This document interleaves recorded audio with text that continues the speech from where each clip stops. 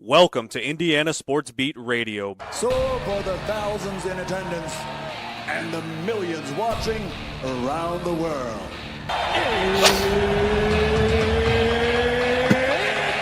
Time! Three on the way. Oh! It went in! It went in! And Indiana wins the ball game! Know your role and shut your mouth, you jabroni! Full game for the win! Ayler's gone. Goodbye. Touchdown, Indy. Woo! IU. America. They got a football team now. It's pretty simple. I win. Google me. You know that I'm the cream of the crop. Now, here's Jim Coyle. Warm up, everybody. How are you? I appreciate you being with us. Indiana Sports Beat Radio coming at you on this Thursday. Glad to have you along. Glad to be here. Glad to be here as opposed to outside where it's in the 20s or down in the 30s. Snow still on the ground. That's okay. It's warm inside. I hope it's warm where you are as well. Appreciate you being with us. Plenty to get to on the program. Coach Griffith joined us. Dustin Schutte joined us. Matt Taylor. I think we have Clayton Anderson joining us today. We'll be doing the post-game show from Clayton Anderson's country bar in Indianapolis this weekend.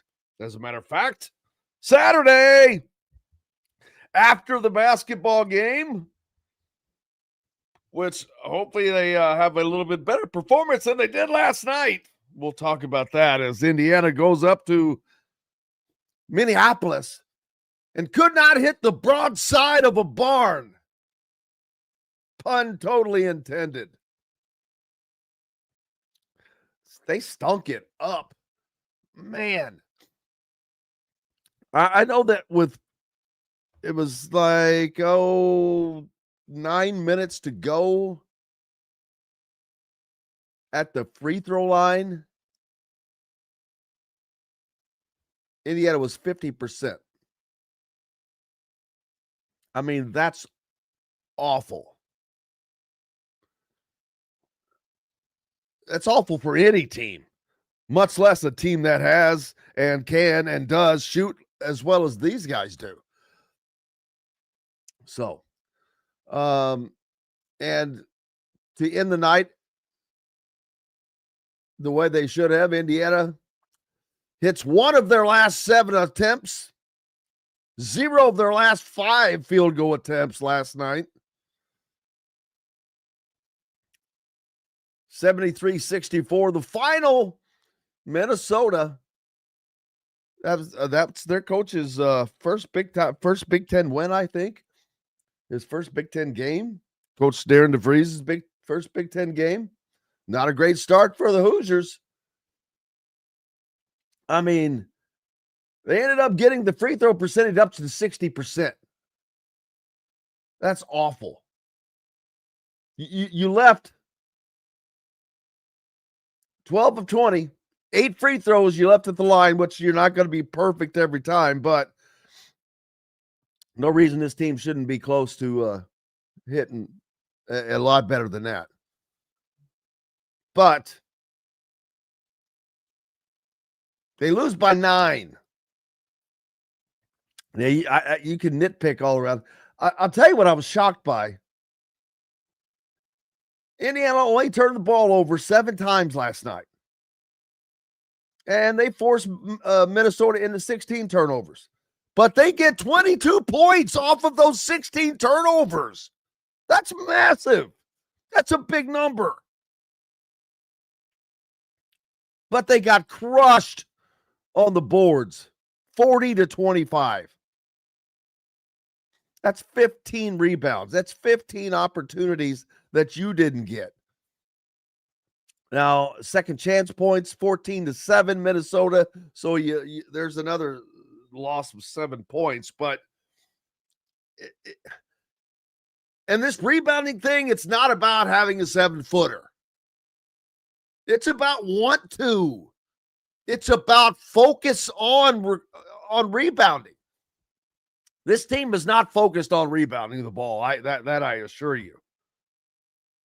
There are too many guys that have been good rebounders that are great rebounders that were great rebounders not because they were 7 foot.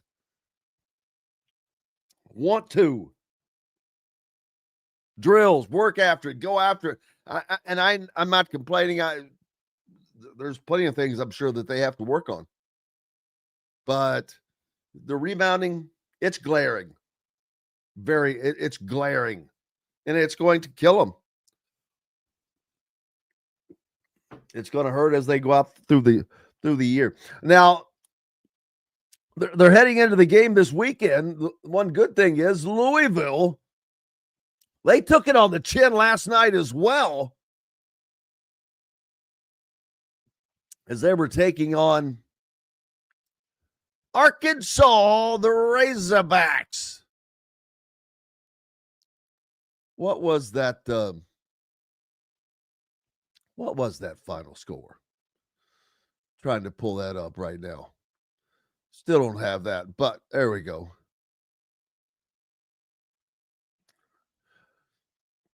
But Louisville coming in to this matchup with a loss. So I don't know. Does it matter?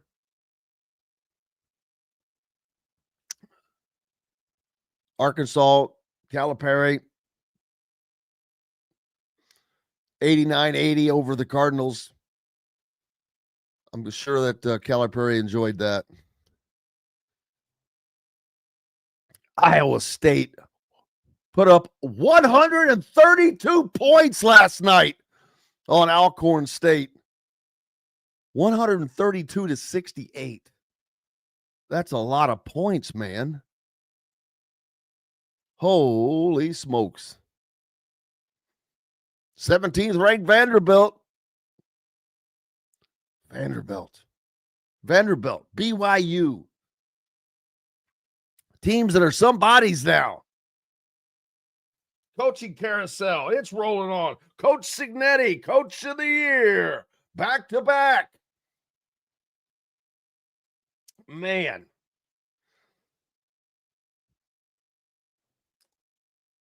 See, Coach Griffith going to join us today. I'll make sure I said that right. Dustin Schutte, Matt Taylor. Make sure I have the day right. I was thinking a different day in my head. How's everybody else doing? Are you staying warm? Everybody ready for a huge day in Indianapolis on Saturday? I mean, just an incredible. It doesn't even matter if you're an IU fan, Louisville fan, an Ohio State fan, an 01 fan. It's going to be a gigantic day in Indy. Naptown is going to be rocking. If it was just the Big Ten championship, it would be huge. But you had these two basketball behemoths to it as well. And so, a great day. It's a great day. Indiana got all of its guys signed yesterday on National Signing Day.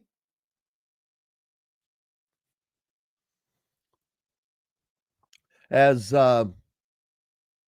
nothing out of the ordinary happened. Nothing didn't happen that was supposed to happen, at least for Indiana. Some teams did get, surprise. Guys not really ready to fully commit, maybe. We'll talk more about that when Coach Griffith joins us. On what Indiana got, what they brought, what they need.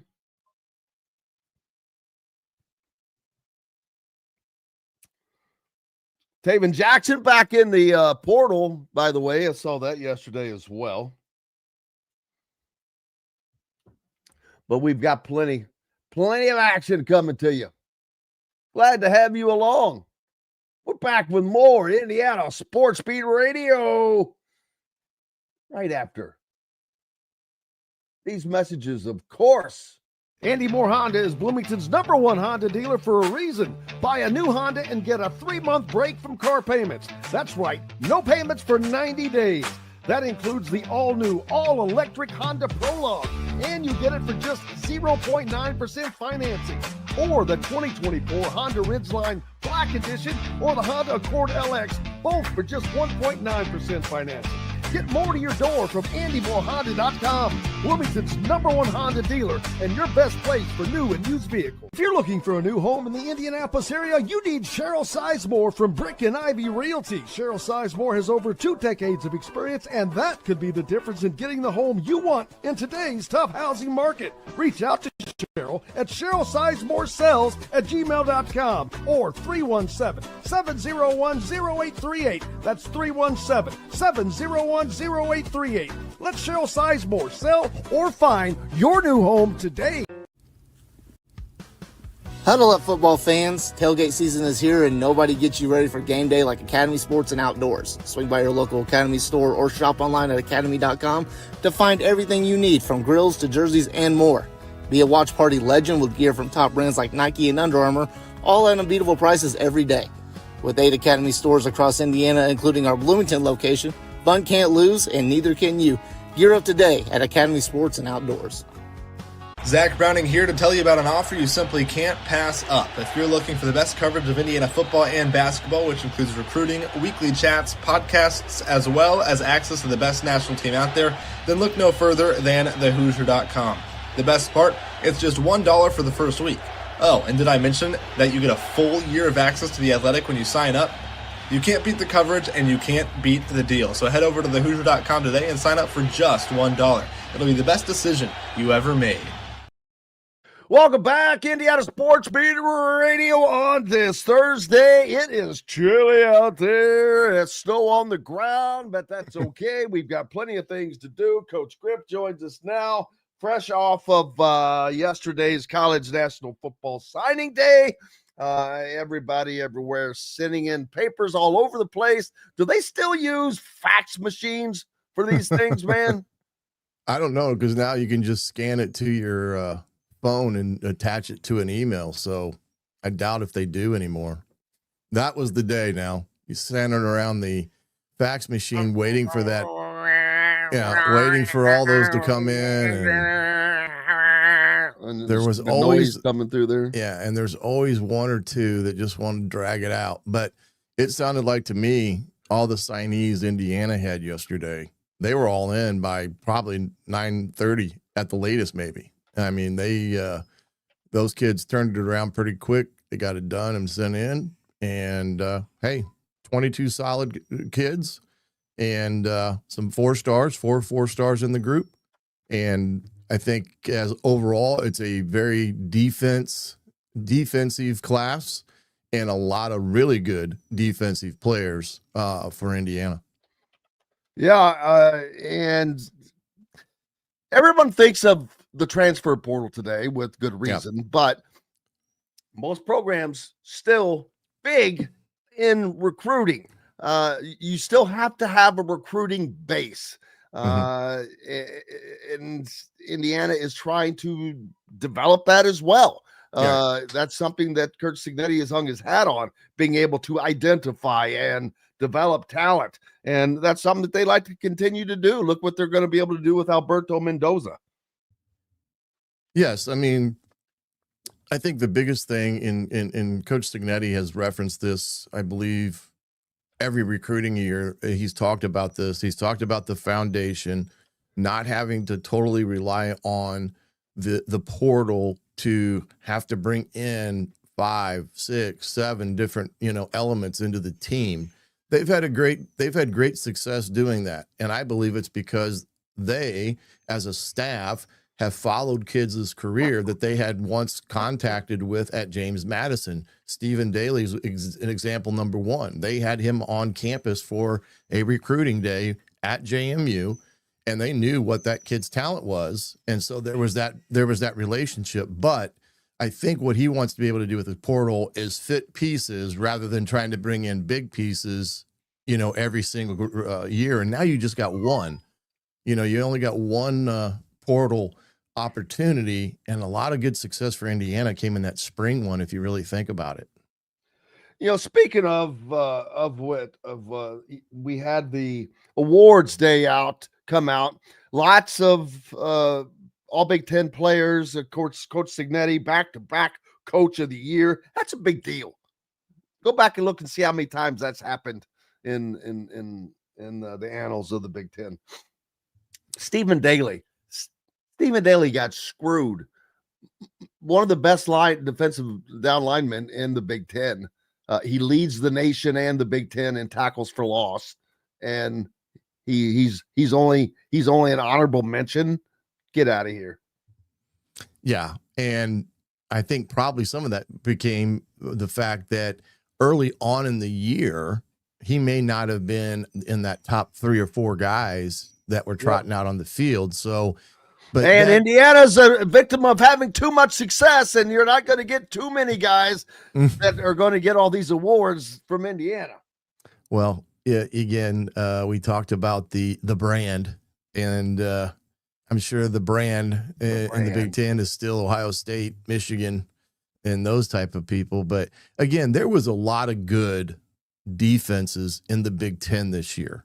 I mean, when you really sit down and look at it, Iowa had a good defense. Oregon had a good defense. I mean, you could go right down the list, Penn State's defense in that respect. And the problem with those teams, they just didn't have a good enough offense. Excuse me, as my puppy is having a fit because our there's somebody upstairs that she wants to get to. But it's one of those things where Sig getting Coach of the Year back to the back. I mean, that rarely happens.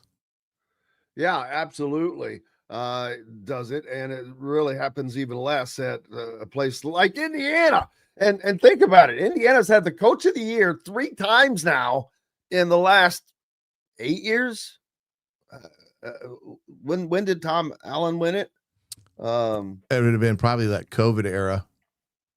That's crazy, isn't it, though? I mean, yeah. So 5 years, 3 times in 5 years. Right. Think about that. So nuts. I mean, again, it's a recognition that how hard it is to do what Signetti has done at Indiana. I mean, normally you would see, okay, that's Ohio State. That's Ryan Day's award. They go 12-0. They beat Michigan. He's Coach of the Year, right?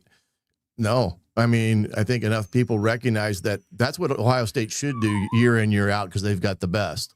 Where Sig, they're looking at it and saying, that's unbelievable, the job that those coaches have done getting Indiana to the forefront of the Big Ten, and it's not some type of one-hit wonder. Absolutely. And, man, it comes down this Saturday as the Big Ten Championship, number 1, number 2, Ohio State, Indiana. There's so much talk about this game, and Indiana's not supposed to win the game. Let's be honest. Ohio State, they're the reigning national champion, number 1, undefeated as well. But I can't wait, man.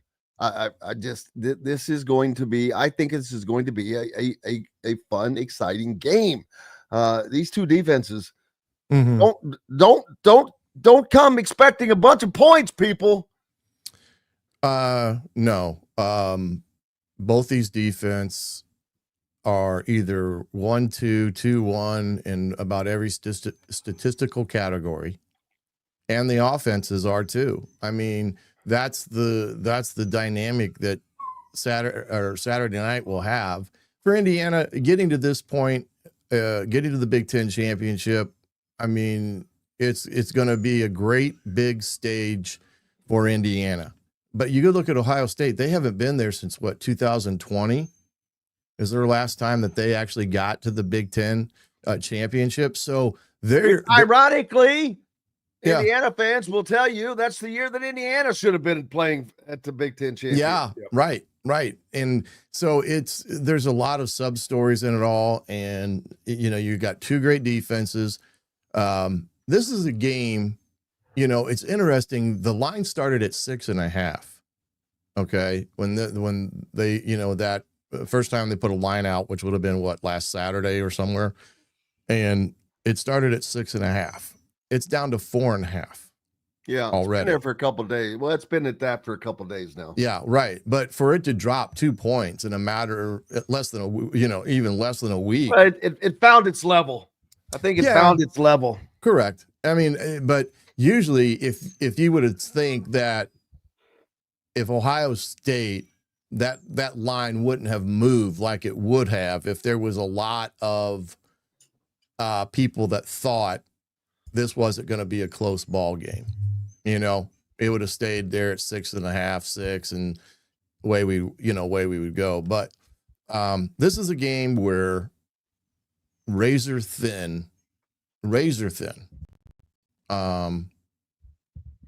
chances come, and you either make them or you don't.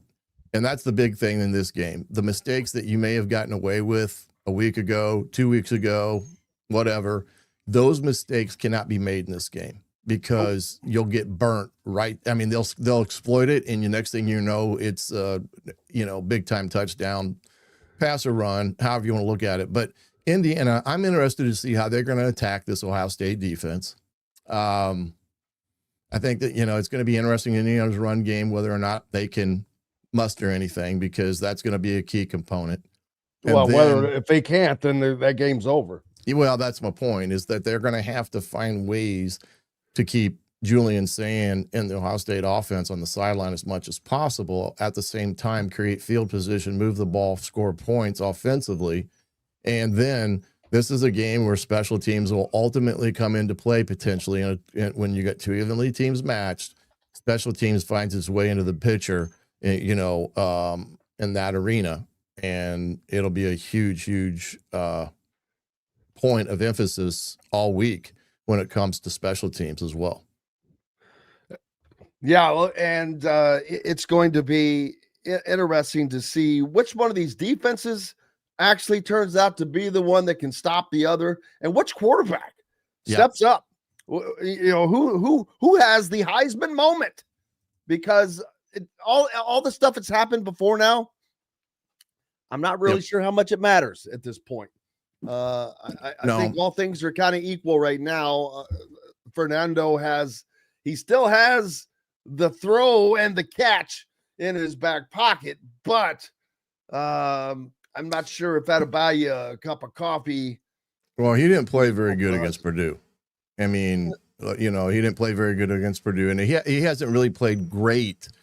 He's been, not as well as he has been. So this would be a great game to see inside now. That's a huge component. And like you said, I think a lot of people are holding their votes to see what all happens Saturday. And it's going to be think of this. In reality, is a true freshman when you think about it, because he hasn't played he hasn't played in these games. And he just amazes me how well he throws the football to Tate and Smith.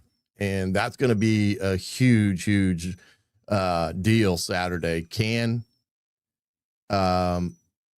Indiana get the pressure on Sand to force him into making mistakes and get him off balanced? So that will be the key component there on a defense. Ohio State really hasn't ran the ball great. I mean, not to say that they've, needed to in some games. They did a little better against Michigan, and they're pretty simple in the run game too. I mean, they're not a big flashy team, and it's an interesting way they've approached this year in terms of not, exploding for 60 points or 50 points or things of that matter. It's really been those games where they've just kind of milked the clock and took their time doing it. And that's going to be an interesting dynamic as well. Absolutely. Bill pointing out that last year when Indiana and Ohio State played, that the special teams gave up 14 points. And that's something that you cannot have happen. No, that was the ball game. I mean, when you think of that was the ball game, because remember that game was 7-7 at the time when they had all those debacles, and it was right before half. And we've talked about Indiana's success in the final 2 minutes of a half. In that ball game, they gave up points before half, and it was ultimately the cut that cut the deepest in that game. And that's what I believe, is that when you get two teams that are evenly matched, it always somehow, some way, special teams sneaks in there to be a big part of the game. Yeah, and you wonder who else is going to be the guy that steps up. Is it going to be a receiver? Is it going to be a running back? Is it going to be a defender? Is it going to be multiple guys? There are so many different players from both teams that can step up and, man, just be somebody in this game. Whether we're talking about Jeremiah Smith or Arvell Reese or Kalon Black or Omar Cooper Jr. or Elijah Surratt, who we haven't heard a lot about. What's Indiana's offensive line going to look like? Drew Evans, will he be back completely healthy? All of that good stuff.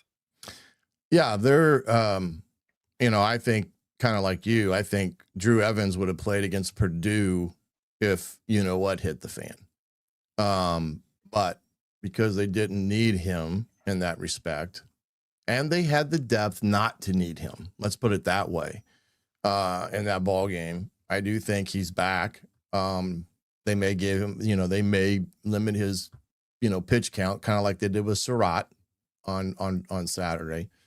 And, but I do think he's back in the swing of things. And that will be a big boost. That will be a big boost for that up front. I like the fact that him being Black are continuing to do what they do, making things happen, irregardless of whether it's 3 yards or 83 yards. Those two guys have been warriors. And I think Indiana's got to put the Martin kid out there at some point in time too, because what he brings into the table, because he's like a combination of both of them. He's got strength and force, but he's also got speed. So it'll be a dynamic to see the chess pieces on Saturday at Lucas Oil with everything. And it's one of those games. It's you go back and forth in terms when you look at Ohio State and how good they are. And I wonder if you get the same opinion from the other side of the coin, looking at Indiana, on how good Indiana really is in this respect. And these two quarterbacks, I mean, it's like you said, Jim, I think it's going to be I'm very hopeful for the fact that this could be a back and forth game where each team will have equal ability to make big plays, and it's who makes the least amount of mistakes and wins special teams that ultimately I think will have the opportunity to win. And of course, as you know, turnover margin will have a big factor in it. Yeah, Indiana. How about Ohio State? The running back, they're led by a true freshman. Yeah. Dude's got close to 1,000 yards, man. And they don't run it that much. Like they haven't been the cloud of dust that they've normally been. Well, they do what they have to do. Yep. And they do it very well. And they're very efficient at what they do. That's another thing. Indiana's going to have to take advantage of every opportunity they get. Scoring opportunities are going to be at a premium for both teams with defenses like this. I mean, I talked about this. These defenses are both, you might as well throw them in a bucket and shake them up, man. They both lead number one, number two in whatever points per game, defensive points scored, offensive point. This should be, hopefully, on paper, an incredible game. And if it stays the way it is, Indiana ends up being a number 2 seed, which that'll take care of itself. Yeah, so I think at this point, when you look at the 4 teams that are going to get a bye, whether Indiana is 2, 1, 3, or 4, I mean, it's kind of an irrelevant discussion in that matter. You know what I mean? As far as where you fall in that equation. I mean, you're going to, at this point in time, every game you play is going to have a razor thin margin. You're going to play every good team that is potentially out there and then some, and you're going to have to play really good football to advance. And this is kind of like that test for Indiana too, to see where they're at when it comes to going into the college playoffs on what are some things that they think are good that may not be as good as they think they are. And that's the other thing that they'll learn against this Ohio State team. But Ohio State's offensive line, I think they're starting 4 new offensive linemen this year. That was one big part of their reasoning as far as, not having a big run game early on. They wanted efficiency, so they just limited it. But now it's interesting because Hartline is now the head coach at UCF. He just got that. But he's going to coach. I know that, but it's an extra dynamic into their equation there. Oh, trust me. For what he's trying to accomplish. And then on top of it, trying to put a staff together, try to get people in place for recruiting and everything that goes with it. But it'll be interesting to see the carousel too, as it still is churning along. Especially with Penn State. Penn State is holding the bag and they're looking so bad at doing it. It's crazy. Boy. It's bad. We'll go ahead and take a break. Yeah. We'll get Dustin Schutte in and we'll talk about the coaching carousel. Maybe somebody will throw my name out there. I want to get hired and fired as a coach. I'll come back. College coach. Man. I'll come out of retirement. I don't do crap. I just hire me, baby. Hire me, fire me. Same day. Sign and drive. Whatever you call that deal. Hey, we got lots more coming up. We got Dustin Schutte joining us on the other side right after these messages. Know a team or group needing a fundraiser? Boost Fundraising raises more money faster and offers the most unique and user-friendly online fundraiser in the nation. Your team receives personalized fundraising pages for each team member. Free team-branded promo gifts shipped to each donor. Boost Fundraising does it all. Sports teams, marching bands, charity causes, and community groups. Go to boostfundraising.com and be sure to enter the promo code COYLE, that's COYLE, to receive a discounted fundraiser. Whether it's a night out with the family, after work with colleagues, or catching the game with friends, Bubba's 33 is the place for you. Bubba's 33 offers a mouthwatering menu of selections that are all made from scratch every day. The portions are big, but the prices are small. And with over 50 big screen TVs, you'll never miss the big game. Bubba's 33, pizza, burgers, beer. Zach Browning here to tell you about an offer you simply can't pass up. If you're looking for the best coverage of Indiana football and basketball, which includes recruiting, weekly chats, podcasts, as well as access to the best national team out there, then look no further than thehoosier.com. The best part, it's just $1 for the first week. Oh, and did I mention that you get a full year of access to The Athletic when you sign up? You can't beat the coverage and you can't beat the deal. So head over to thehoosier.com today and sign up for just $1. It'll be the best decision you ever made. Huddle up, football fans. Tailgate season is here and nobody gets you ready for game day like Academy Sports and Outdoors. Swing by your local Academy store or shop online at academy.com to find everything you need, from grills to jerseys and more. Be a watch party legend with gear from top brands like Nike and Under Armour, all at unbeatable prices every day. With 8 Academy stores across Indiana, including our Bloomington location, fun can't lose and neither can you. Gear up today at Academy Sports and Outdoors.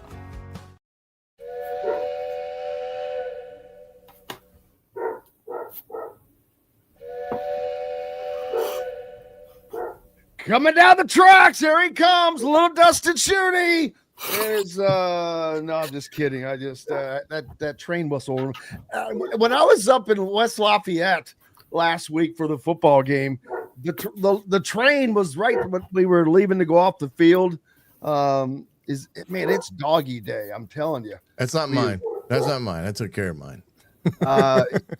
But the train was sitting right there at the corner of the field, and boy, did I want to jump in that thing and get someone to take a picture so badly, but not badly enough that I would have been chased all over the field by security. But how's Dustin Schutte doing?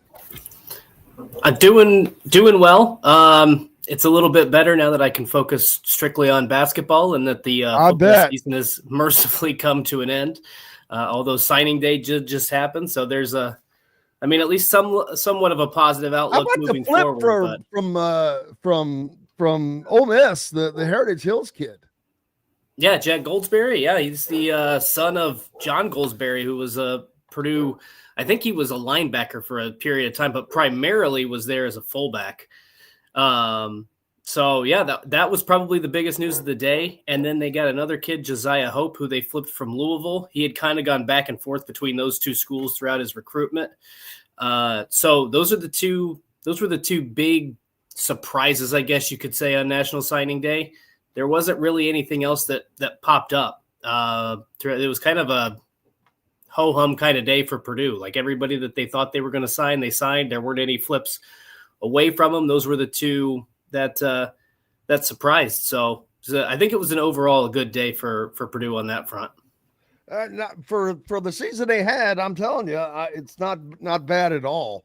And at least they're not looking for a coach in this coaching cycle, because this is not the cycle that you want to be looking, I don't think. And speaking of which, how bad is Penn State looking right now? How stupid are they looking? Yeah, I mean, that's a rough situation. And I hate to say that because Pat Kraft, their AD, man, he makes great decisions. A former IU football player, he's done tremendous job there. But yeah, it's crazy now. I don't know that I disagreed with them. Let's see. In general, I don't know that I would have fired James Franklin, but at the time, the way the fans were kind of treating him and the way that it was kind of really getting messy, I understood why they parted ways with him mid-season. But you would have thought that would allow them to get a head start on a coaching search. And clearly, I don't know if all of their guys got gobbled up. I don't know if the pitch wasn't good enough. I don't know what the situation was.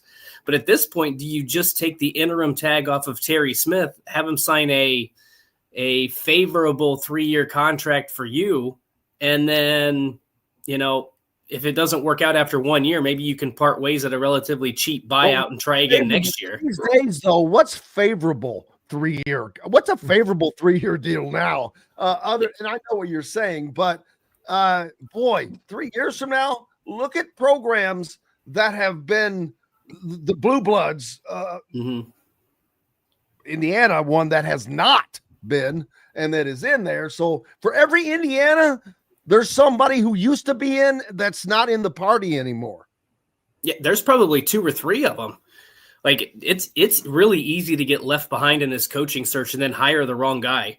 And there should be like a 30 for 30 documentary on what has happened with Penn State, because first of all, it's never really been there's never been a leading candidate. There have been some names that have been thrown out there, but nothing that really had any smoke to the fire.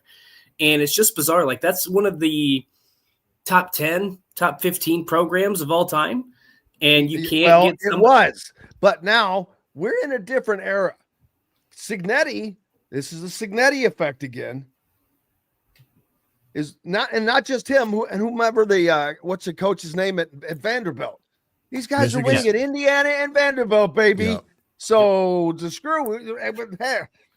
Well, that was look at Jonathan Smith. That's why they got rid of Jonathan Smith. I mean, that was a prime example of he stunk. He sucked. Yeah, everybody else is doing it. Why aren't we doing it at a place that has more resources? And I do think that Penn State and Kraft, I think they thought Signetti was a slam dunk. I think they thought they would get him away from Indiana because they're Penn State. And he had I don't know that he had any interest in going to Penn State. No. I think that was all just, I mean. I've said it before. I'm like, you know what? He's probably the opposite. He wants to stick it to you. He doesn't want to win. Yeah. He doesn't want to be the big boy. He wants to beat the big boy. Well, look at what they did with Hartline. I mean, Hartline was a name that was mentioned about being the guy at Penn State when all this was going on.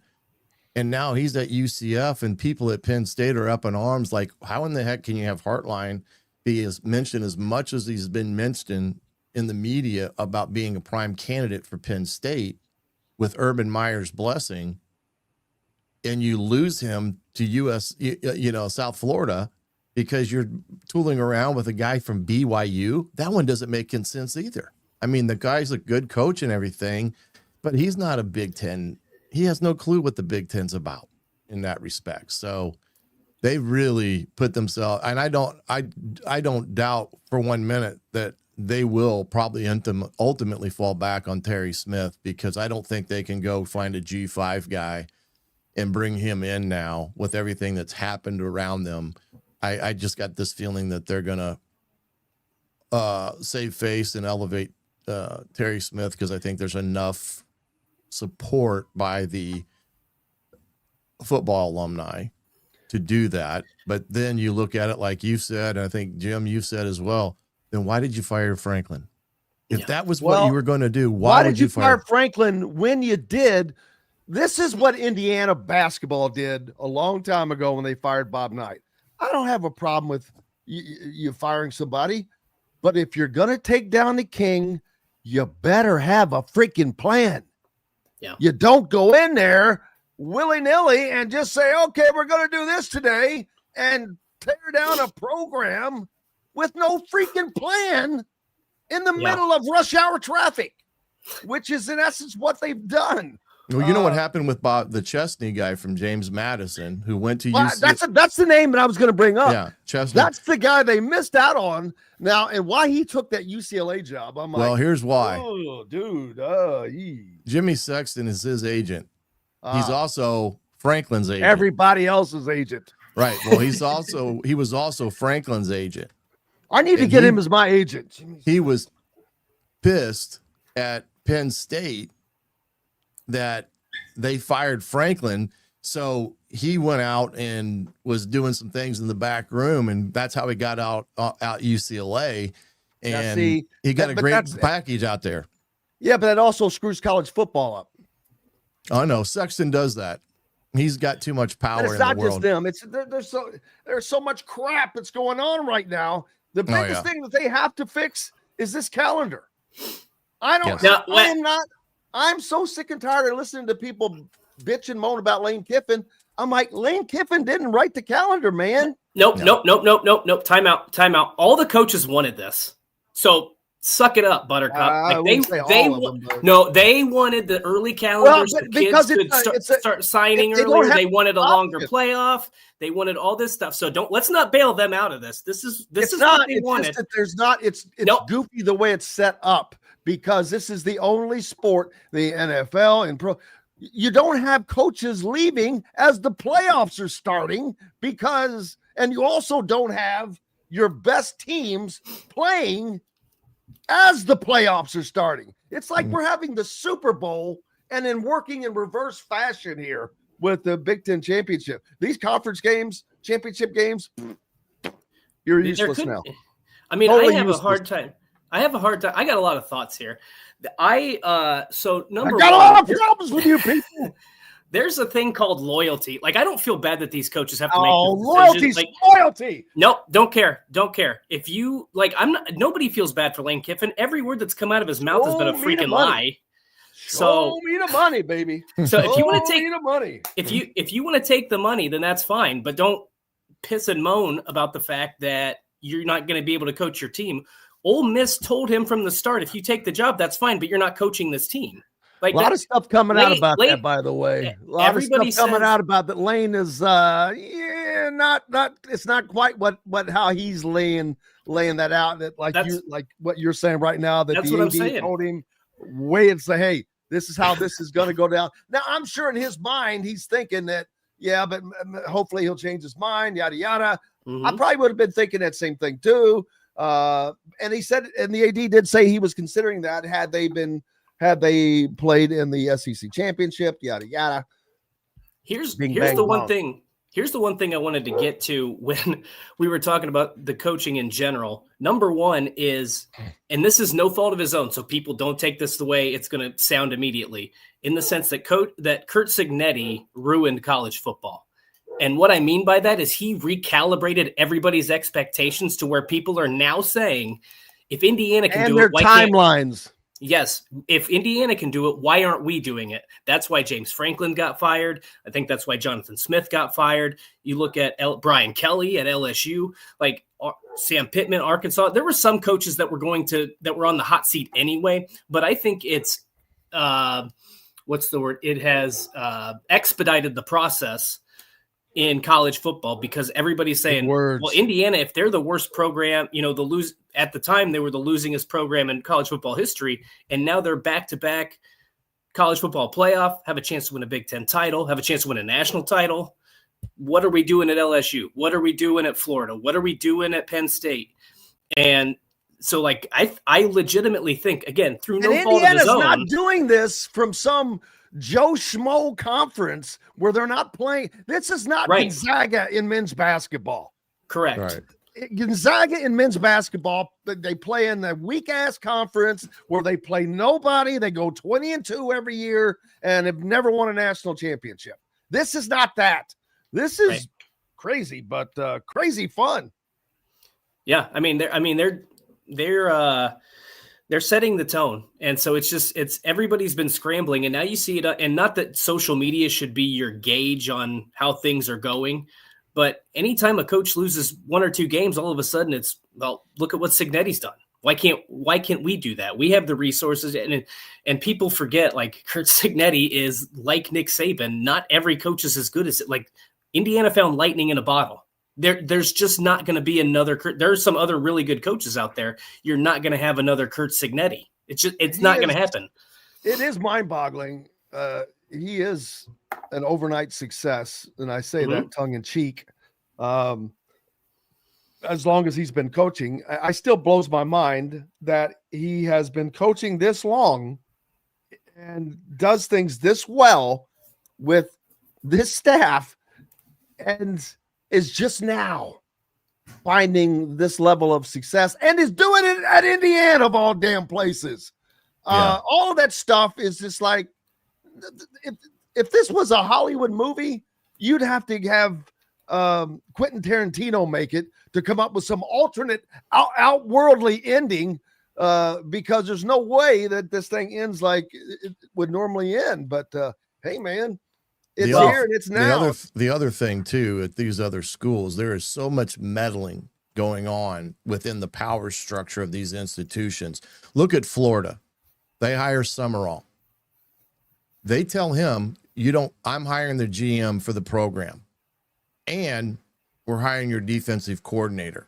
He's the head coach. What has Cignetti said about why Indiana's good? He's talked about the continuity within his staff, with guys being there for 7, 8, 9, 10 years. But you got all these people that think they know better, ADs included, about who should be the coordinators at this school or that school. And, all of a sudden Summerall's going in and, giving up everything just for the job. And then all of a sudden, 2 years from now, when he gets fired, he's going to look back and say, well, I should have never let this happen or that happen. The calendar thing is a simple fix. They got to move everything up.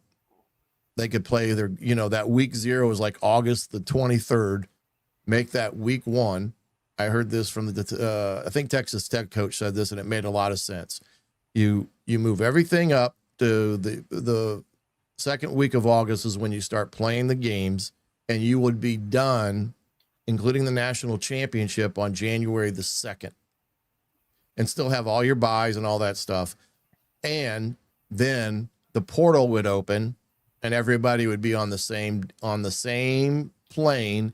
And then you could also negate too what a coach, about hiring a coach and things like we're talking here. If they're in the playoffs or whatever, they can go at January 2nd when everything's said and done, because they're not going to be behind in anything, and they'll have to figure out what they do with this early signing period, which I think it's lost its luster, in my opinion. The early signing period, which the coaches wanted and fought for years and years to get, I don't think is helped them in the way they thought it was, because things have changed now. So you don't need an early signing period. You need to have everything that's in continuity and make that signing period as well as the portal period the same. So that way everything is on equally distributed amongst college football. There's no, this or that. But by moving the schedule up a few weeks, then you solve problems and things of that nature. Now, there's going to be some schools out there that are not going to have the kids on campus because they're on the quarter system and they don't come till mid-September. Well, too bad. But you're not going to solve everybody's problems, but you can do it with the calendar. And I think that's what the coaches are trying to say. This is a simple fix. Like you said, Jim, this wasn't Lane Kiffin's fault. This was the college football's fault and the NCAA for allowing it to occur the way it has occurred. And they've got to stand up and create a level playing field from A to Z so this crap doesn't go on anymore than it has gone on for the last, couple of years now, because everybody's talking about the, how bad it is. And there's nobody out there willing to fix it. And it has to take somebody, NCAA, presidents, whatever, to say, this is what we're doing. And we, tough shit. And go from there. Absolutely. And lots of good games coming up, man. And that we don't know what they're going to be like. We don't know who's playing whom just yet. We'll find out on Sunday when everything comes to fruition. The Heisman Trophy winner, we'll know who's going to win the Heisman. What do you think? Where do you think Indiana would end up in this equation? Because I've been trying to say, they're saying the Orange Bowl. I've heard people talking about the Orange Bowl. You cannot. In the beginning, I was pretty cocksure of things. Now I'm like, I can tell you one thing. I will guarantee you one thing. Okay. I can guarantee you where they won't play, the Sugar Bowl. Everything else is on the table. Yeah. Pasadena, if you win the Big Ten championship. If you lose, I think they ultimately end up in the Orange Bowl now, which I thought it was going to be the Cotton Bowl, but now I think it's going to be the Orange Bowl, because I think Texas Tech, which has slipped up into this top four, as long as Texas Tech beats BYU, if they beat BYU for the Big 12 championship, they're going to be locked into that. They're already up there, so they'll end up getting a bye, and it doesn't matter if they're, well, yeah, I guess it does matter, because what do you do with the SEC? If Georgia loses to Alabama, who there's no way, are you going to jump Alabama all the way up to, I guess, there's no requirement that they get a bye. So how far up does Alabama go if they beat Georgia? Mm-hmm. You could theoretically you could have 5 SEC teams in this thing and not have one in the bye with a bye. Mm-hmm. I mean, because you've got Oregon that has jumped up there. Yeah, they've really jumped up. So are you going to, yeah, I don't know. It's crazy. Going to be, so I can only guarantee you where they won't play. I think that I'm thinking more and more now, if they don't win Saturday, that they end up in Miami. And it could be Indiana and Notre Dame in Miami. How crazy is that, Dustin? 2 teams that are hours apart in the same stinking state gets shipped down to Miami. But neither fan base will complain too much, I don't think. Oh, no. It would be more fun than playing that game in 12-degree weather with the snow coming down. Yes, snow cones. No snow cone. Well, there's no. Well, Tim says that IU would go to the Orange Bowl if they lose. That's not correct. That's not set up that way. These are not. Do we have bowl tie-ins for this now? I don't even know what's happening. They try to recognize the traditional bowl alliances like the Rose Bowl and the Big Ten. That's the only thing. Like I say, if you win, probably going to go to the Rose Bowl. But they have their choice. It's about rankings. Mm-hmm. It's about rankings. So there's no guarantee other than the Sugar Bowl. The SEC, that will be an SEC team tie-in. They have the tie-in. But you think they're a lock for a first round bye? Absolutely. Unless they get beat by 4 touchdowns. Sure. Especially because of what all is going on below them. Mm-hmm. Yeah. Yep, I agree. Hey, let's take a quick break. Can you stick around? Yes. All right. We've got more coming up. Coach Griff, Dustin Schutte with us. More on the other side right after we come back. from these messages. If you're looking for a new home in the Indianapolis area, you need Cheryl Sizemore from Brick and Ivy Realty. Cheryl Sizemore has over 2 decades of experience, and that could be the difference in getting the home you want in today's tough housing market. Reach out to Cheryl at CherylSizemore@gmail.com or 317-701-0838. That's 317-701-0838. Let Cheryl Sizemore sell or find your new home today. When it comes to apparel and promotions, Freethink has you covered, literally, whether it's 24 or 200 shirts for sports leagues, businesses, or groups. Freethink Apparel and Promotions can also create your very own merchandising store. Freethink Apparel and Promotions did it for Indiana Sports Beat Radio, and they can do it for you. Whether it's screen printing, embroidery, digital printing, promotional products, vehicle wraps, or anything else under the promotional line. See what Freethink Apparel and Promotions can do for you at freethinkapparel.com. Huddle up, football fans. Tailgate season is here, and nobody gets you ready for game day like Academy Sports and Outdoors. Swing by your local Academy store or shop online at academy.com to find everything you need, from grills to jerseys and more. Be a watch party legend with gear from top brands like Nike and Under Armour, all at unbeatable prices every day. With 8 Academy stores across Indiana, including our Bloomington location, fun can't lose, and neither can you. Gear up today at Academy Sports and Outdoors. Whether it's a night out with the family, after work with colleagues, or catching the game with friends, Bubba's 33 is the place for you. Bubba's 33 offers a mouthwatering menu of selections that are all made from scratch every day. The portions are big, but the prices are small. And with over 50 big screen TVs, you'll never miss the big game. Bubba's 33, pizza, burgers, beer. Welcome back, Indiana Sports Beat Radio on this Thursday, Big Ten Championship Week. What a huge weekend in Indianapolis. It's going to be, talk about roll tide. It's going to be a red tide in Indianapolis as Indiana basketball fans, Indiana football fans, Ohio State football fans, Louisville basketball fans all converge on Indianapolis. I had Gus Johnson on yesterday, and he was wearing he's got a brand that he's a part of, but it was basically red and white. And I'm like, dude, you need to save that for Saturday. I said, you could commit murder in the middle of downtown Indianapolis on Saturday in that outfit and never be seen and just walk away, because it's going to be, Indianapolis is going to look like the North Pole on Saturday with all the little elves going around. Yeah, perfect it will. Timing. I'm guessing that game on Saturday lost not the Big Ten Championship. I'm guessing the basketball game lost a little luster after what happened last night. I don't think so, because Louisville lost to Arkansas. Okay, well, Arkansas is a little bit different than Minnesota. Yeah, I get it. Yeah, but you know what? Nah, it's Louisville. It's Indiana, Louisville. It's the day. It'll be a fun day. It'll be a fun day. The day alone is going to bring the energy. I don't think that it matters. For one thing, I don't expect Indiana to win that game.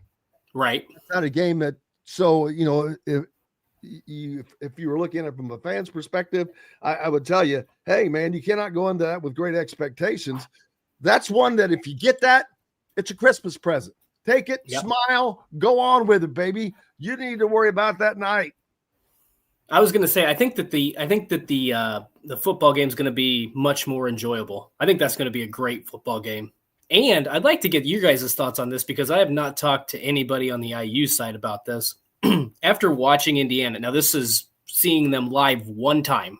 The rest has been on television and Hulu and press boxes.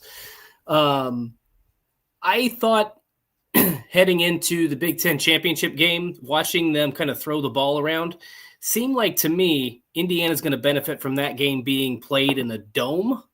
Oh, yes, I've thought about that. Because the passing attack, at least on Saturday, was not great. Fernando is an indoor guy. Sure. And so I thought if that game is played in, week 12 outside in Columbus or Bloomington, I'd have a little bit more concern. The fact that it's in a controlled climate and you're not going to have to deal with any weather, I think that's a huge benefit for Indiana. And that's not a knock. That was just something I noticed in that 56-3 drubbing in West Lafayette on Friday. And that would be correct. I mean, that we saw it is everything that you can take that can help you. Yes, Indiana is definitely a team that needs every small advantage they can get. And while it's going to be the same for both teams, it works out better for Indiana. It gets them back to being closer, I think, than the opposite way around. But I think that the conditions are going to be perfect because we're going to be inside. It's going to be 71 degrees, whatever the case. It's going to be fantastic. Kurt Signetti, they've been holding some things up their sleeve, not letting everything out, and you're not going to let it all out now, but you might pull it all out, man. I mean, if not now, when? Yeah. I think that's a good point. Like, this is something that Indiana hasn't done since what, the 1940s, won a Big Ten championship 45, outright? 1945. So yeah, I mean, there's no, I don't think he's going to hold anything back. And this is going to be, this is basically what would you call it? Like talent versus culture almost, because I think if you look at Ohio State's roster from top, and it's not to say Ohio State has a bad culture, but maybe talent versus development. Because if you look at Ohio State's roster top to bottom, it's loaded with 4- and 5-star caliber players. And not that Indiana's players aren't 4- and 5-star players, but they were not that coming out of high school, a majority of them, and so I think that's going to be an interesting aspect to this game. Can you coach your player? And we've seen it already. They went on the road and they beat Oregon. They went on the road and they beat Penn State. And I know Penn State was down, but that was probably the best football game this season Penn State has played. So, we'll see. I'm really intrigued by that game. And I think it's going to be people probably talk a lot about the offense with Indiana and Ohio State. I'm interested to see these two defenses. These are two of the best defenses in the country. Oh, they are the two. They are the two best defenses. Are they ranked 1 and 2? In a lot of categories, you could. Sure. Yeah. Back and forth. It's crazy how close they are back and forth. And there was one. I was pulling up stats again the other day. I keep going through them, and it's dumb because it's like they're not going to get much closer. But one of my favorites, third down defensive conversion percentage.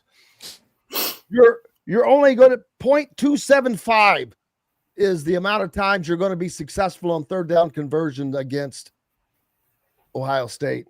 Oof. Indiana, 0.277.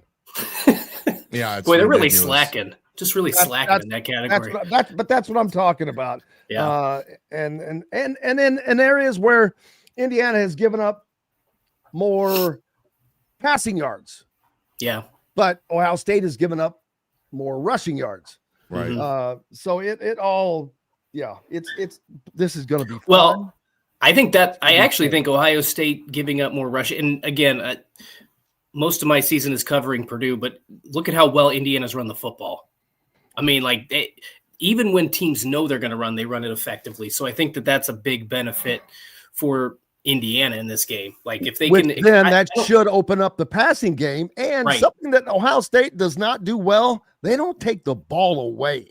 They only have 7 interceptions on the year in comparison to Indiana's 16. Lewis Moore almost has as many interceptions on the season. All Big Ten safety Lewis Moore, I think, has almost as many as all of Ohio State. Here's a question. Let me just put this in there for telling you how close these two offenses are too. Third down conversion for each offense, 57%. Both teams are at 57% conversion rates on third down. That's that's amazing. Then you get to red zone scores. Red zone scores. IU is 92% with red zone scores. Ohio State is 90%. Indiana has gotten points 56 out of 61 times. Ohio State 56 out of 62 times. They've had almost the same amount of red zone chances as each other. That right there blows my mind because you don't see that. When you compare two teams, you rarely see that type of how close they are in certain categories. And that just tells you how good both offenses are as well. Well, I was there for the one difference. because Julian Sayin threw a red zone interception against Purdue in a why does the win. craziest things happen against teams against the craziest teams? That was the conversation in the press box, was basically that CJ Nunnally had just stolen Julian Sayin's Heisman.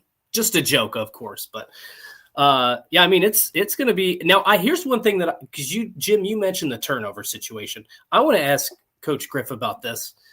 I've had a theory in the past, and this is basically based on watching Tom Allen's defenses. Those defenses seem to tend to focus on takeaways and forcing turnovers. Mm-hmm. Is there, when I see teams that have high turnover rate, I feel like there's also, you are lacking in the tackling department. Like, it's almost like they're not trying to get guys to the ground. They're trying to punch the ball out. Is there some sort of association with focusing too much on turnovers and then dipping in your ability to tackle? No, because the way they teach it is one guy wraps and the second guy that comes in is looking to strip, and that's how they teach the concept. And you've heard the concept of, you want to get as many hats to the ball as humanly possible. That's kind of where that comes from. So when you teach turnovers in the circuit, especially as a team unit, they teach one to wrap, one to strip. Now, it doesn't always happen that way because, like you said, turnovers happen usually in one-on-one situations where a helmet hits the ball and it pops out or something of that nature. But I don't think there's any correlation between tackling success versus someone trying to, spend a bunch of time worrying about takeaways. But Indiana has been phenomenal in that department this year. And It's been mostly interceptions. Well, they lead the country in turnover margin. Yep. And they also have gotten off those turnover margins 100+ points on the year, which is another category that I look at because it tells you the success of Indiana taking a possession and doing something with it, because you look at it as, hey, they just gain an extra possession and they're getting points more times than not off of those takeaways. And that's huge. That's huge. Hey man, this is going to be, but this sucks though, because we're looking at this gigantic game, and we're used to it because this is how it's always been done. But now, with how college football has morphed in this college football playoff, turned more into a very, very similar to, say, the NFL, minus divisions, which college football got away from. Do they need to go back to divisions? Yes. Because there are 18 teams in the Big Ten, man. And fortunately, the Big Ten, to me, got really lucky this year in the fact that Indiana and Ohio State did not play. Yep. If they played, that probably screwed everything up because you had enough crossover where Ohio State's playing Michigan. I don't know I can't remember who else they played, but Indiana played Penn State. They played Oregon. So they had enough, or Iowa. They had enough mixture, but you're still not playing. So you guarantee at the end of the year that the two best teams are playing each other, because we're going to see it over and over. That's not the case. Look at the freaking ACC. Dude, 7-5. That's an embarrassment. They shouldn't. The ACC shouldn't even get a bid to the CFP this year out of embarrassment.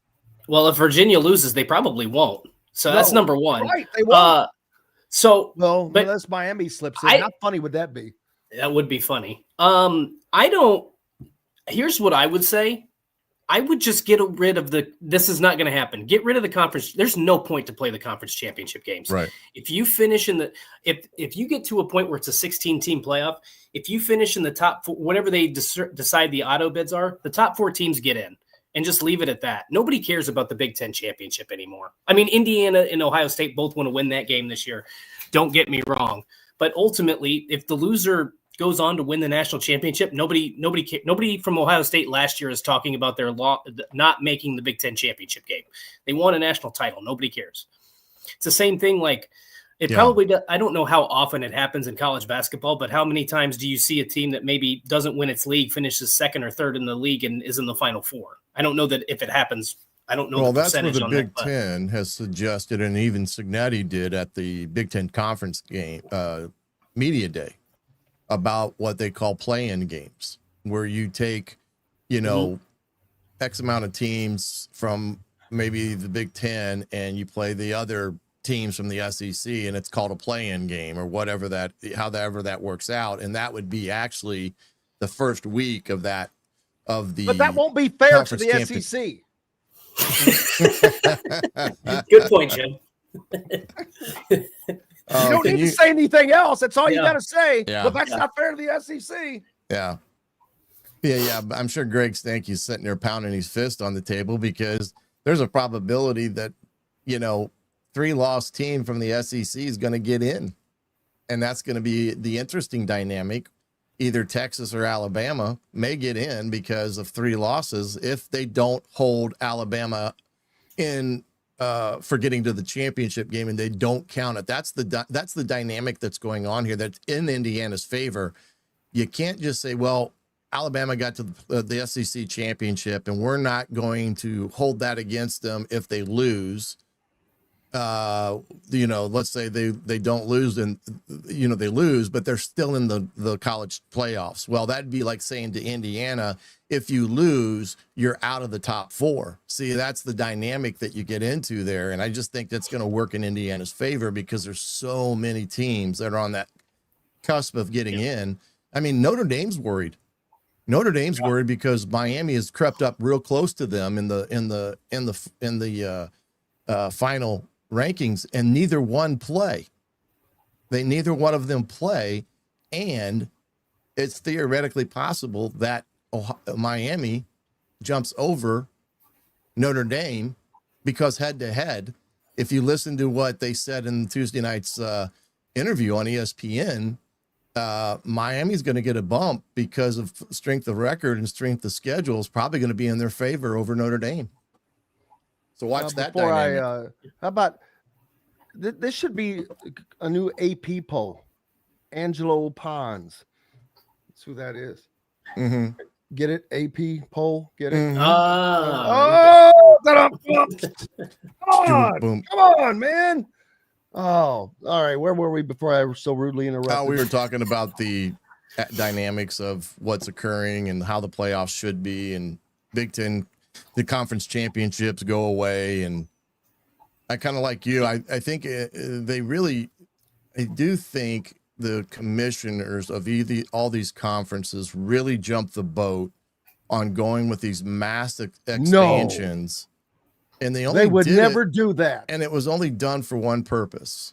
When they knew they were going to go to the playoff, having more teams and getting more teams in a conference hopefully opens the door for them to get more teams into the playoffs.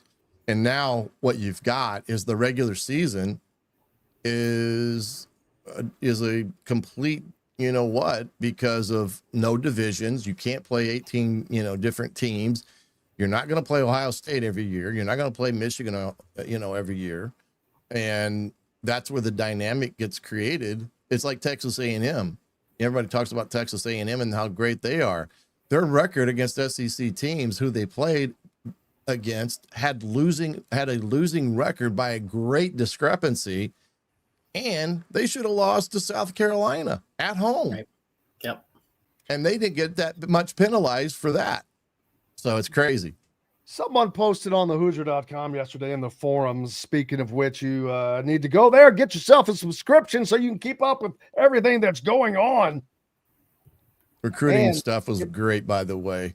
That's another reason to go. Entered for free Adidas merchandise, by the way. But here's some great stats. I put up well, you know what? We need to take a break. Yeah. When we come back, we're going to talk about, I put up a post on X yesterday. 2 teams. One was an 8-4 team. One was a 9-3 team. When we come back, I'll give you their resumes. Or actually, before we go away, I'll give you the resumes. And then when we come back, we'll talk more about them. The 8-4 team, they have 4 losses by a grand total of 15 points. All 4 losses were to teams that are currently ranked number 2, number 5, then number 9, and currently number 16. Team B is 9-3, has 7 conference wins against teams that are 12-44. They had a 3-game stretch in which they won 3 games by, I think, total of 10 points over teams that were 2-12 in the conference. Which one of those teams is better? Which I know it's hard to do when we're talking about it, but we'll talk more about that when we come back on the other side. Indiana Sports Beat Radio, back with plenty more right after these messages. The ISC Sports Network is your home for sports content across the Hoosier State. Find us live on TV and streaming or archived on our website and our app. The ISC is your one-stop shop for the content you want to see, including high school sports, college sports, and other great events throughout the year.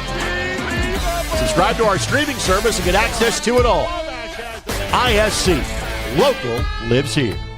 Know a team or group needing a fundraiser? Boost Fundraising raises more money faster and offers the most unique and user-friendly online fundraiser in the nation. Your team receives personalized fundraising pages for each team member. Free team-branded promo gifts shipped to each donor. Boost Fundraising does it all. Sports teams, marching bands, charity causes, and community groups. Go to boostfundraising.com and be sure to enter the promo code COYLE, that's C-O-Y-L-E, to receive a discounted fundraiser.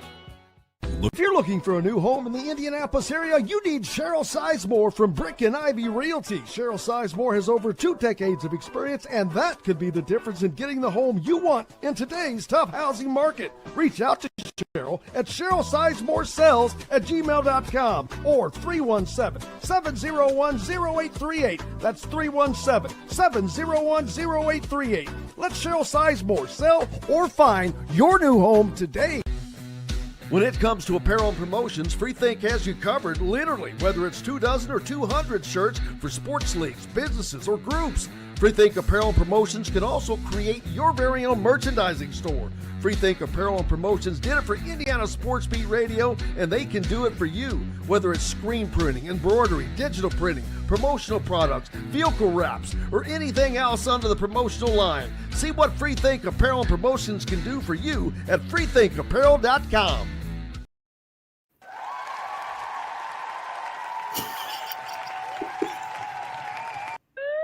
Thank you. Welcome back.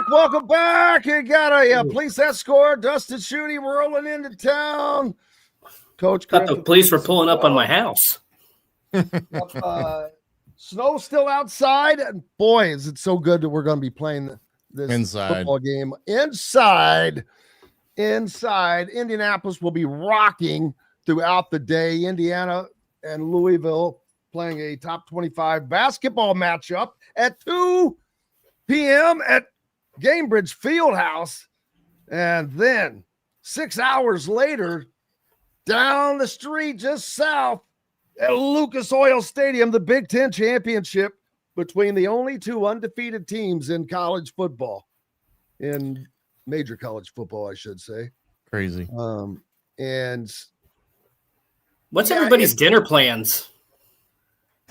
Well, I'm assuming you're buying St. Elmo's, right? I had my shirt on today. I don't know which way I need to go. I had my shirt on today. Man, their creamy cocktail sauce, I've got to tell you. Ooh, that's some good stuff. It is. You're not going to the game? I will not be around this weekend, so I cannot buy you a steak. Well, rain check. That's not right. Hey, got it. Yeah. They should just have it lined up out on the field. Winner gets to sit down, catered. St. Elmo should just cater it right immediately. There you go. Cater it immediately, man.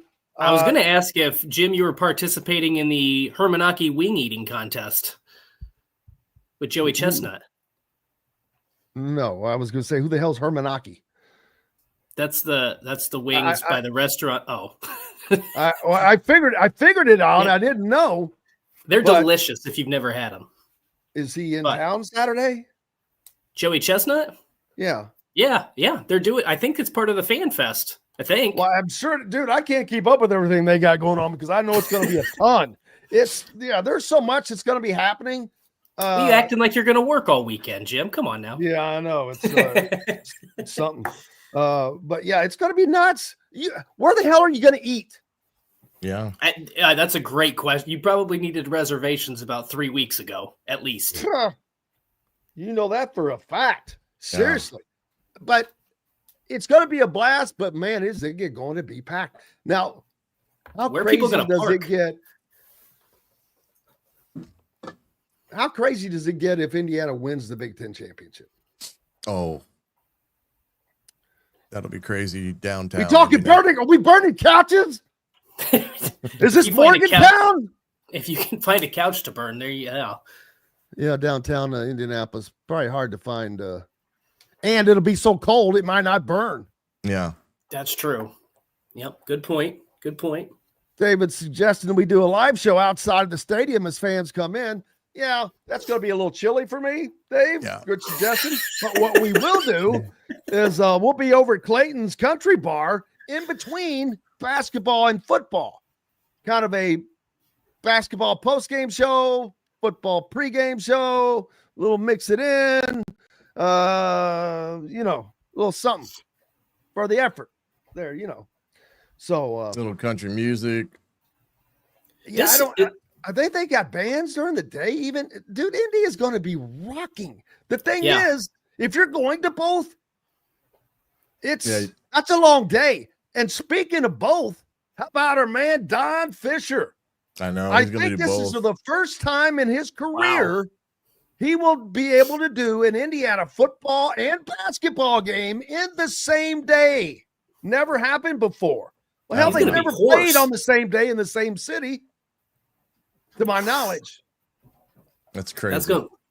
That's gonna be what a legendary day for an icon. He's gonna. Yeah. What do you get some St. Elmo's horseradish sauce to warm the throat up, tickle the arteries? What? I'm gonna have to take in some honey and some tea to give to Don before the game. Take a picture with him of it or something. I need to remember to do that. Yeah. I was surprised. Think about that. Yeah. I saw him confirm that he's doing that, and it's all told. You've got multiple pregame shows and multiple postgame shows, which his postgame shows are like 15 minutes, granted, but still, boom, you add it up. He's going to be going at it for 10 hours, 10, 12 hours. Yeah. All day long. And the difference is people don't realize that when you're speaking in this manner, you're, really trying to make sure that you not only that you enunciate, that you project your voice, and it strains your voice. Trust me, and if it's not used to it. But even when you overdo it, Don's not used to doing 10 hours of broadcasting a day. I promise you, not many people are. So, but yeah, what an incredible deal that's going to be. Yeah, that's going to be. I wish that he would. I know he's not, but it would be great if he was on social media because I want some sort of time lapse as to how that goes. Because he's going to have to get there at like 10 a.m. This is the thing. If you're going even if you're just going to the football game, you're going to have to get there super early just to find a parking spot. You may still have to walk 3 miles. I'm thinking I just go ahead and park at Lucas Oil, get it out of the way. Yep. Because Cambridge is the furthest back, not that far, 6 blocks, maybe 4 blocks, whatever, around the circle. But I'd rather do that. It's early, no crowd yet. Boom. And then you just kind of keep go. You leave Cambridge, go to Clayton's Country Bar afterwards, leave Clayton's, go to the Lucas Oil Stadium. Boom. Yeah. Bingo, bango. Well, this is one thing I did find out. And again, I'm going to be there. You're going to be there. So we've got kind of that stuff taken care of. But you can reserve and pay for parking now via apps. So What I would encourage people to do is find out. There's a parking link on the Big10.org website where they link the parking apparatus that you can get into and see where there's available parking, pay in advance, and then you're not worried about trying to find a parking spot. And that's going to be, like you said, that's going to be the craziest of it all, because how many people are just going to go, they're going to park. I mean, I don't even know where you park for Cambridge at. It's got to be around the area. I don't think they have a designated parking area. No, they don't. There's a lot of parking garages, and then there's like a parking lot that's just. I always park. I don't know what it would be, Pennsylvania, I guess. If you go further down Pennsylvania on the left-hand side across from the Arby's, there's a great parking lot. But the problem with that is it's a ticketed lot for football games, or at least for Colts games. Mm-hmm. So that's going to be the problem that some people run into, is like maybe they're used to parking certain places, but they may have, for football, for Lucas Oil with so many people in town, it may be ticketed. So that's going to be like, I just like, can you park in some of the hotel parking lots and pay? I don't know. I don't know how any of that works. I have done that. Man, what are you talking about? They're all that's sold true. out. Well, you know what? I don't know that that's true, because What's that? The hotels are all sold out. Well, they're not all sold out. Indiana is making up half the audience, number one. Number two, Louisville is the other part. They're driving up, driving back home, and Ohio State's going to drive over and drive back. So not a lot of stay over here. When I got on one of my apps last night to see if there was any available closer to Lucas Oil, there was a couple. One was $1,200 for one night. The other two were $850 for one night. Oh, that's and cheap. So it's a simple supply and demand type of thing going on there. And the Westin, I think, is the media hotel, is what I was told, but they don't have any availability. So it's crazy how many rooms are either occupied or reserved right now. It'll be interesting to see how many of those open up today with people canceling last minute and stuff. So ticket prices. Oh gosh. Where are ticket prices right now? Anybody that's let's see, I guess I could. Last I saw there was like $2,000, which is crazy. Big Ten championship. Does Indiana get an allotment that they sell to their season ticket holders and stuff? Yes. Because both schools. Yep. I was like looking at that and thinking, my goodness, how can you? $2,000 for a ticket. Well, that's the secondary market. Plus, you got to understand what does Lucas Oil hold? 70,000 people. Yeah, I believe it's somewhere right around there. And you're talking about one of these schools that is very accustomed to filling a 100,000 seat stadium. Oh yeah. So they have more season ticket holders than they have tickets for this game. Right. So that secondary market, that's that boy, oh boy. Plus, they're close. They're only 3.5 hours away at that. It may be only 2.5 nowadays, but that's a good part for travel for them. And the additional aspect of this is, how many times do you have a Big Ten game or a Big Ten championship where it's, Michigan and Purdue or Michigan and Iowa, and nothing against those teams, but those teams were 8-4, 9-3. You've got the number 1 and number 2. So you may have people that want to go just watch the number 1 and number 2 team that don't have any ties to this, that are willing to spend some money. So there might be a national element to it as well. Like this is the craziest. This has got to be the craziest Big Ten championship game you could have ever imagined. I will be interested to see how much money Saturday brings into Indianapolis. That's the number I'm really interested to see. It's gonna be crazy. I know. It should be huge. You would think so. And do they start doing this on a regular basis with the basketball crossover? Not that I'm thinking that Indiana's going to be there every year. They're not. But this would guarantee you of having an Indiana audience in Indianapolis one way or another. And you double that audience. So I wouldn't be surprised to see them, doing something like this. You can't get much bigger. I mean, No. Can you imagine an actual Big Ten showdown that day? Instead of Indiana playing at Minnesota the other night, they could be playing against Michigan on Saturday or something. I would almost work towards, if I'm both schools here, and this doesn't have to be the matchups every year, and I know people didn't like the Crossroads Classics, but what I would do is see if you could get some sort of situation where you have like Indiana play Louisville, Indiana play Kentucky, Purdue plays the other team, and you could do, whether that's both on Saturday or you could do a Saturday-Sunday type situation, and you could just make it a whole weekend type, and then people are using your hotel rooms probably. Hey, we've got to take a break. Dustin Schutte is with us. Shannon Griffith is with us. Clayton Anderson was supposed to be with us. He can't join us today, I don't think. So we'll see if he can get on with us tomorrow. And Matt Taylor also. Always when it rains, it pours, right? He's in the middle of doing something at the moment. So we might get him on tomorrow. The Colts going to Jacksonville. We'll talk about that when we come back. Lots of football this weekend. Appreciate you being with us. Back with more from the Indiana Sports Beat Radio Studios right after these messages. Andy Moore Honda is Bloomington's #1 Honda dealer for a reason. Buy a new Honda and get a 3-month break from car payments. That's right, no payments for 90 days. That includes the all-new, all-electric Honda Prologue, and you get it for just 0.9% financing. Or the 2024 Honda Ridgeline Black Edition or the Honda Accord LX, both for just 1.9% financing.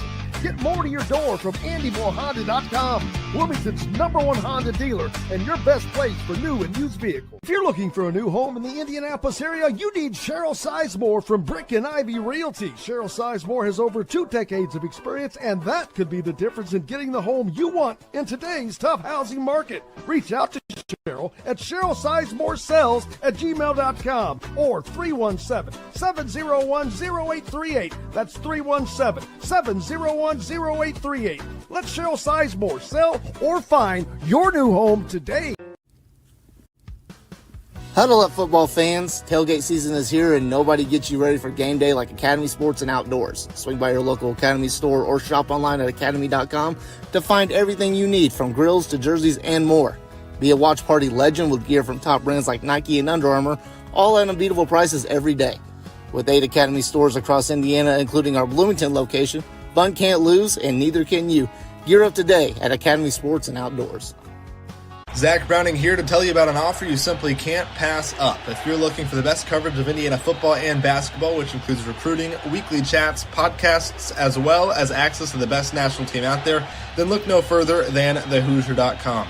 The best part, it's just $1 for the first week. Oh, and did I mention that you get a full year of access to The Athletic when you sign up? You can't beat the coverage, and you can't beat the deal. So head over to thehoosier.com today and sign up for just $1. It'll be the best decision you ever made. Welcome back, Indiana Sports Beat Radio, coming to you on this Thursday. It's Big Ten Championship Week. Indianapolis, the site of all kinds of action going down on Saturday. Dustin Schutte with us from Oilers on SI. Shannon Griffith, Coach Griffith, the football analyst for thehoosier.com. Football City, baby. It's crazy. Basketball last night, Indiana loses to Minnesota on the road. They stunk it up. They couldn't. Man, they couldn't hit Dustin, the broadside of a barn. Don't be stealing my jokes. I already said that joke, boy. Nope, not gonna have it. I was gonna say that was pretty good. That was pretty good. I done said it earlier. Said exactly that, man. That's why I said it. Post that last night, and I forgot to, but they couldn't. With like 9 minutes to go in the game, they were 50% at the free throw line. Yeah, and this is the team that normally hits 50% from the 3-point line. Yeah, they were 3 of 10 at one point, were they not? They were terrible. It was ugly. And what was crazy, I don't know. I mean, I was going to say I don't know who watched the game. Obviously, most people listening to this show watched the game. But it also felt like Minnesota. I know Indiana played poorly, but it felt like there were times Minnesota, it just looked ugly. And they turned the ball, and it kind of felt like, how is Indiana losing this game? And that was the concerning thing to me. Like, it wasn't like Minnesota played an outstanding game and just got the better of Indiana one night.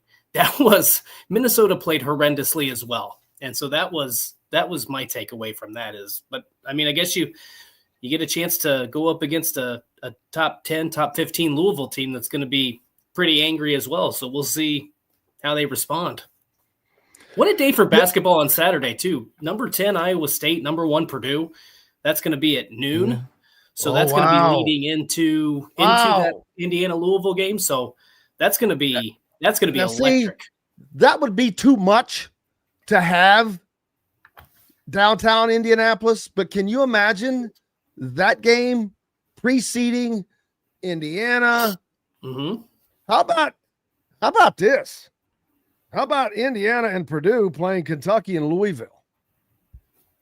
That's what I just said. Oh, you did? I missed it in the last segment. I missed. No, my bad. You're so smart. You're thinking ahead. Infiltrating. If you could do that game, but if you did it Saturday and Sunday, it's just too much. But I would schedule one of those for Sunday, is what I'm saying. You could do Saturday, you have a doubleheader, football or basketball, then football, and then Sunday you have the second game. People would buy a full weekend pass. For the basketball they would, but it's probably not going to happen on that day. Probably too much, but I don't know. It's something to think about. Or you could do Friday night into Saturday. Maybe that would work. All right, we've got games this weekend. Of course, the Big Ten Championship, Indiana, Ohio State. What are your thoughts on this game?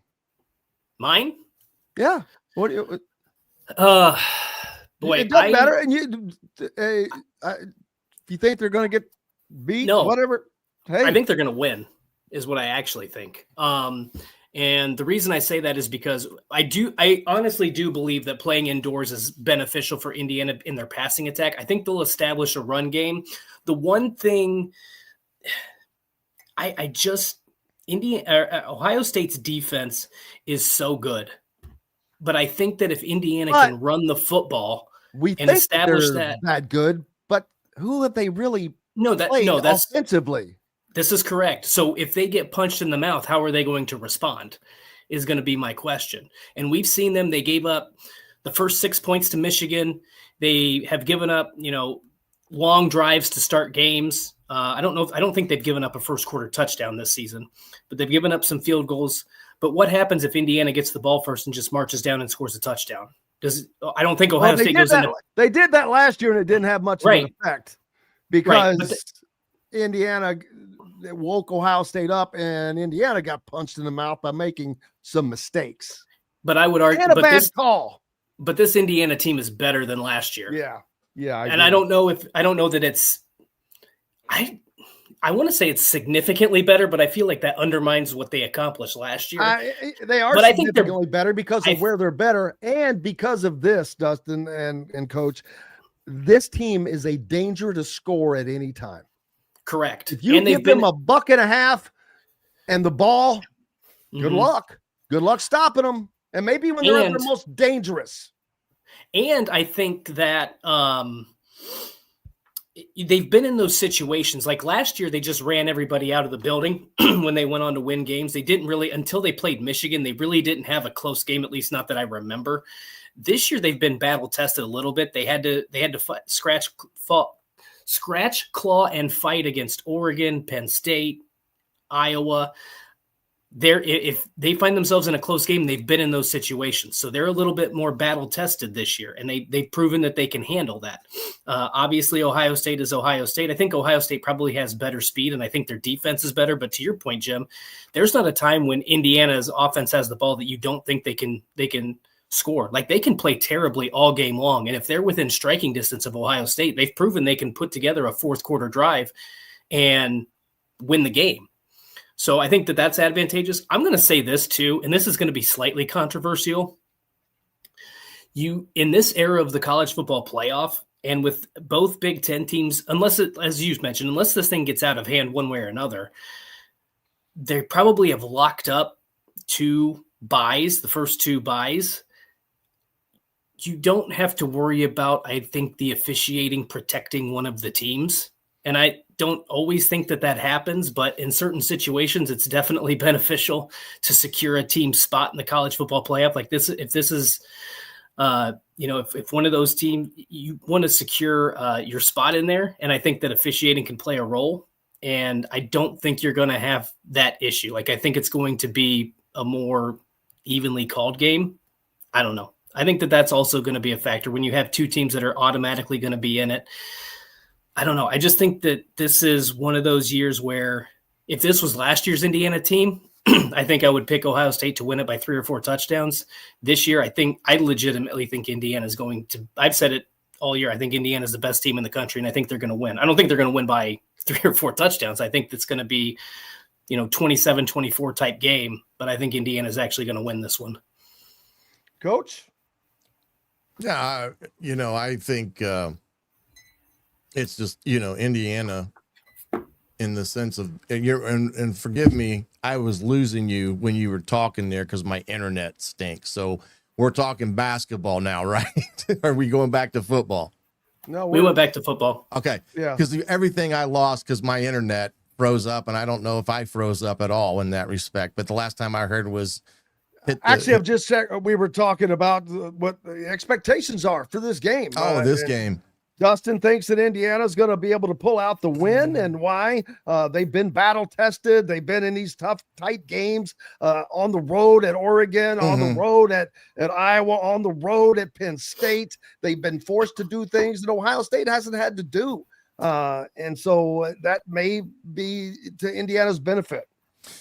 Yeah, and apologize if I start breaking up, but I think Indiana has had the more difficult schedule in the sense of games where they had to make the big play at the specific moment in time, and they're battle tested in the sense that they have the confidence to understand that no matter what the scenario may or may not be, they have the ability to go and make plays. And that's the whole thing when it comes to these type of games. You've got to be able to make the play when things are presented to yourself, because they will not happen again in a game like this.